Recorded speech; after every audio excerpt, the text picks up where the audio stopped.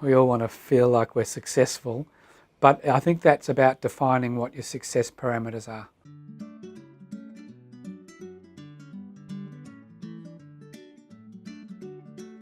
I think I got caught up in the early days of thinking that we weren't successful unless we could break even.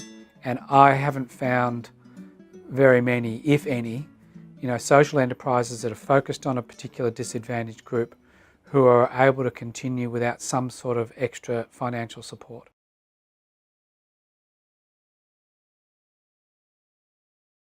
I think one of the best ideas we had was to set up a car wash enterprise in the car park at the exhibition buildings, and we negotiated with the administration of the place for us to have access 6 o'clock in the morning, and we started going really well. But then when all the shows started at the exhibition buildings, the car park got so full that our mobile car wash couldn't get around the car park fast enough to do the washing that they needed to do. But the one thing we hadn't accounted for was that there was just unknowns that were unknown, and we soon learnt about that. It teaches you something that you can work through. Other times, it depends on how much you've lost in the process.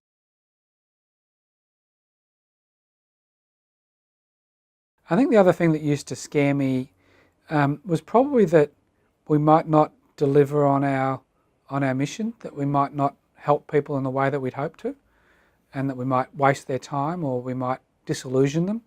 So I suppose that leads to the other point, is you really have to do your thinking about what is a sustainable, long-term, achievable financial model for your enterprise.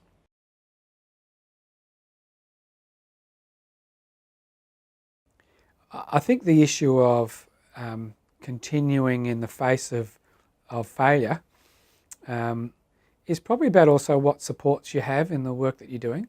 Like, I was very lucky in some of those early enterprises where we were struggling around the financials, that I had a really good CEO who understood the key issues in what we were doing, and to say, look, it's okay, we haven't broken even, but we've done these really good things with this group of people.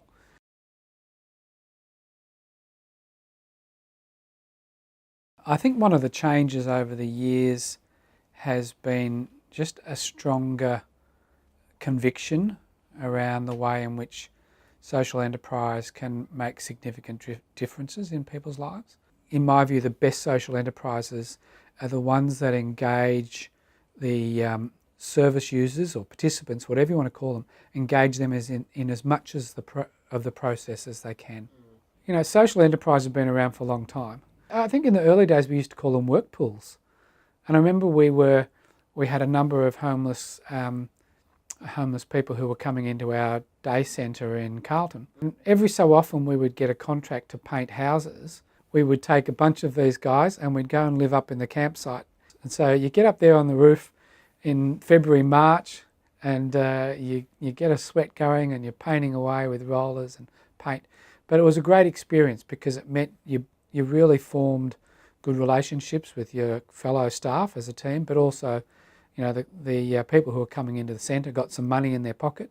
I think in the past it was sort of things that we did for people, and I think now it's more about the things that we're doing with people. And the more you share that information, and the more you share the decision-making process and decisions about work, the more value I think people get from it. Whether you're painting houses with people in the 70s, or whether you're running a car wash, in the 80s, the fundamentals are still the same. It's about working alongside people.